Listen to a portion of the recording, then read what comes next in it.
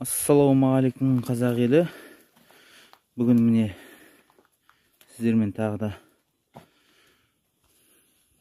қауышуға тура келіп тұр. Оған себеп болып тұрған мына біреу менің қоңыр қойым. Жаңа ғана қойлардың шөбін салып болып қарасам, қойларымды кіргізіп жатсам, бір қойым арап мына бөлек бір ауланың ішінде туып қалған. Бұл негізі баспа қол еді. Алдында қашар келіп есігін сындырып тастады ғой. Міне туғанына бір шамамен 10-15 минут болған болар. Бұл үлкен қой болғасын, қозысы да ширақ. Тағы не?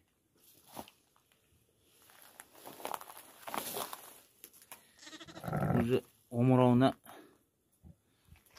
қарай не істеп жатыр?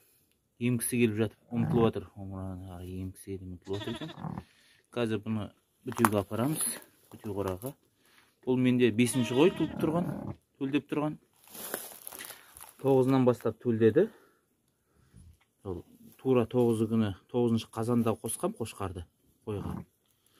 Сол 9-ы 5 ай дегенде тура бастап төлдеді бір қой. 10 күні біреу, 11 біреу, бүгін біреу таңертең.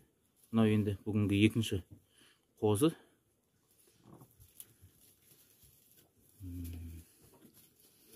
Бұл қой енді өзі үлкейген қой, 14-ші жылғы қой, біраз жасқа келіп қалды. Биыл енді бұйыртса көреміз енді.